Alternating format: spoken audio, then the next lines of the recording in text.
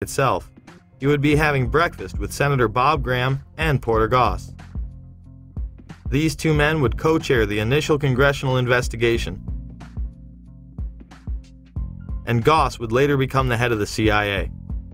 I was trying to make the point that Ahmed didn't hide the fact, when we met with him in Pakistan and when he was in Washington, that he was close to the Taliban, that was his job, to be close to the Taliban.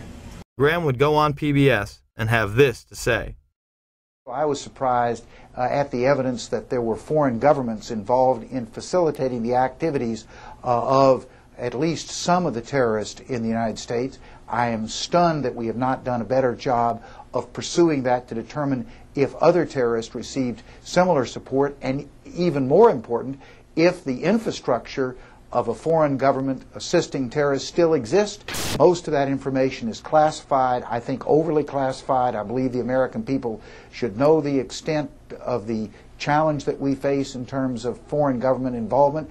In that report, 27 pages would be completely redacted. And do you think that will ever become public?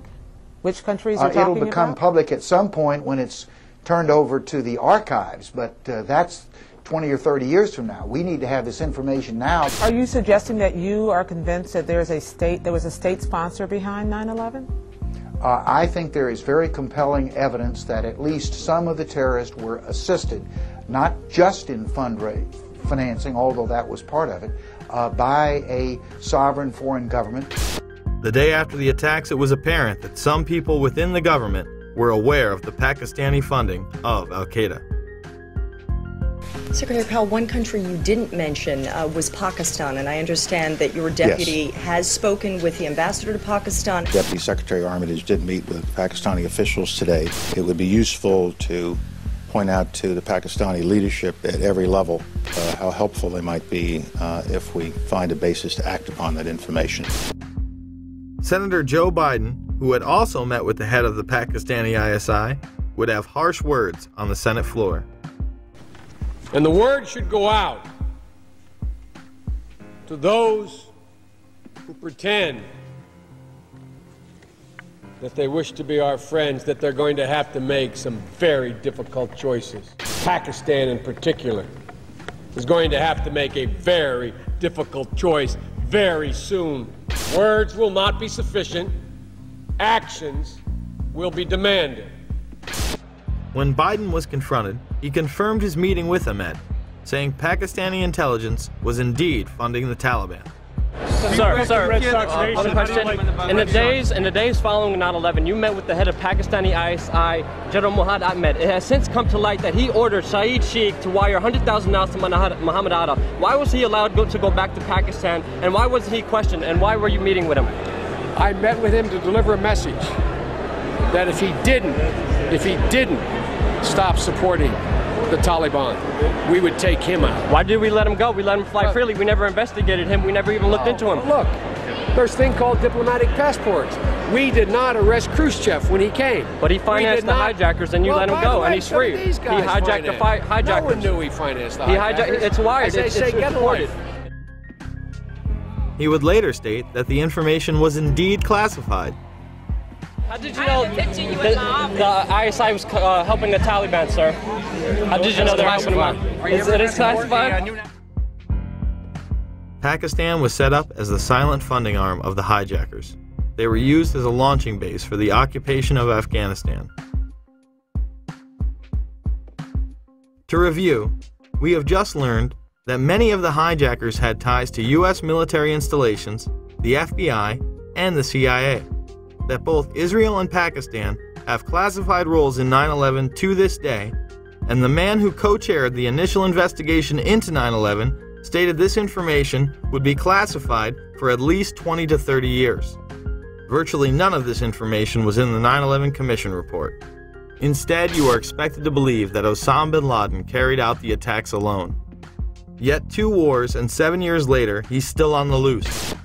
The bipartisan commission was full of insiders who whitewashed the events of that day to the point it was comical. 5 years after the horrors of 9/11, there's a new way to look at those unforgettable images.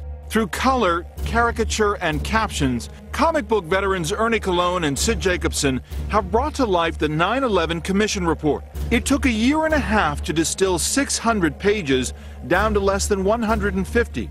When you hear about the idea of the 9/11 Commission report as essentially a comic book, your first reaction is, what are you, crazy? It's accurate. I mean, the graphic version is accurate. That's what happened. Thomas Keane was the co-chair of the commission with Lee Hamilton. They would write a book together called Without Precedent.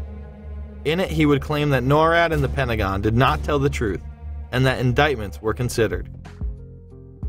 If the report itself wasn't accurate, how could the comic book be? Thomas Keane is now traveling the country in order to instruct teachers on how to teach 9/11 to their young, impressionable minds. The 9/11 Commission was such a cover-up that Max Cleland, an appointed member, went off on Wolf Blitzer. A deal announced yesterday between the White House and the commission investigating the September 11th attacks is proving to be rather controversial. Under the agreement, only certain members of the commission will be allowed to review classified documents from the White House, and their notes will be subject to administration review. Today, some relatives of people who were killed in the attacks criticized the agreement, and our next guest, who's a member of the commission, claimed the deal is disgusting. Former Georgia Senator Max Cleland, a Democrat, joins me here. Well, you've used the word deal 3 times. I don't think the 9/11 Commission ought to be making deals with our own government under the responsibility we have from the Congress and our responsibility to the American people to get all the facts, and let all the commissioners look at those facts. Now, we've had to subpoena the FAA for those documents. We've had to subpoena NORAD for those documents. I'm in favor of subpoenaing the White House for the documents we need, so that all the commissioners can get to see all the documents that we need. That's the only way we can face the American people and the families and say we have done a thorough investigation independently of the White House and the entire executive branch. The President has said only a minority of the commission can see a minority of the documents, and then they have to clear what they're going to say to the rest of the commission with the White House. If you're one of those 4 that gets to see these documents, would that change your opinion? No. They don't want any more eyeballs to see their documents than they could possibly get away with.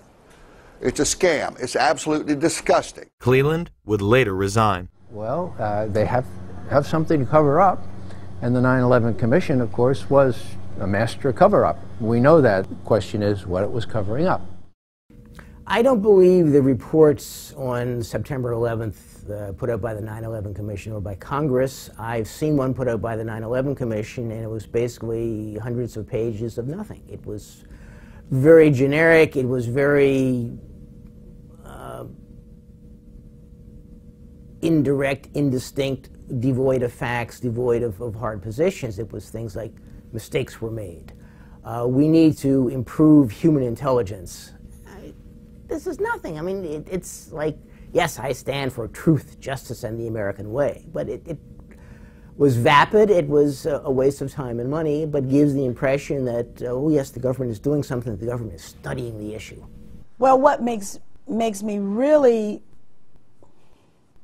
disappointed, and that's an understatement, is that Congress's role is oversight. And Congress, even today, you'll see members of Congress saying, well, we haven't implemented everything that the 9/11 Commission recommended. And the 9/11 commissioners have said that the administration obstructed them, lied to them. The staff statements were described by various commissioners to be an indictment of the FBI in particular, but also an indictment of the CIA. I don't think the chairman and I have ever